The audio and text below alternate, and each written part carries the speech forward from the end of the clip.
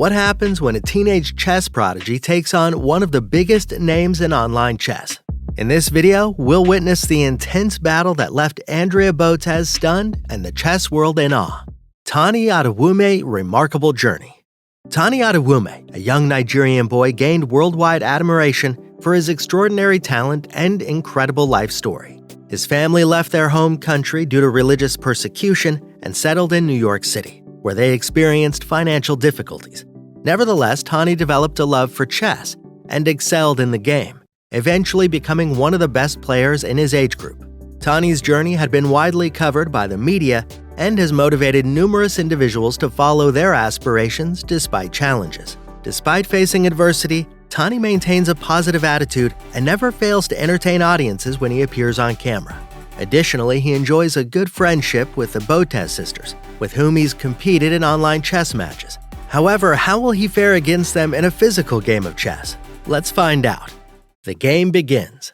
Andrea Botez, with the white pieces, begins the game with d4, and Tani responds with the move e5, which is also known as the Englund Gambit. This move allows black to quickly develop their dark-squared bishop and queen at the cost of a pawn, but the pawn can be regained later. Tani plays knight c6 and Andrea defends her pawn with knight f3. Tani develops his bishop to c5 and Andrea responds by developing her knight to c3. Tani attacks the pawn with d6 and Andrea defends it with bishop f4. Andrea captures another pawn on d6 after Tani develops his other knight. Tani claims that he intentionally gave up a pawn at the start of the game to challenge himself and proceeds to castle. The game continues and a bishop exchange occurs on e6, giving Tani two central pawns that will be valuable later on. Andrea castles and Tani attacks her bishop with pawn e5. The bishop moves to g5 and Tani attacks it again with pawn to h6. Tani attacks the bishop for a third time, leaving his king vulnerable. Tani is in a difficult position, as Andrea has a significant advantage at this point. The game takes an unexpected turn. Although Andrea has lost some of her advantage, there's still a glimmer of hope. After a few moments, the two knights are traded on both of the d4 and d5 squares. This removes the knights from the board, and although Andrea's advantage has diminished, she still has a better position on the board compared to Tani.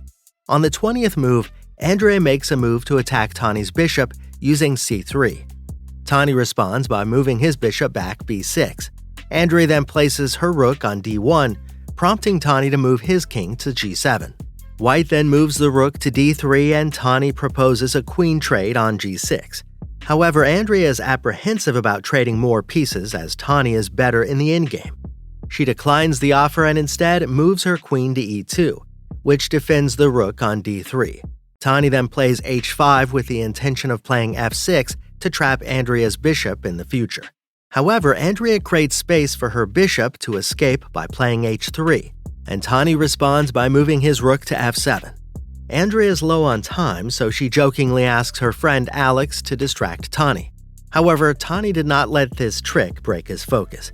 In the early stages of the game, Andrea made some moves, capturing a free pawn on a5, which was part of Tani's master plan to weaken her defenses.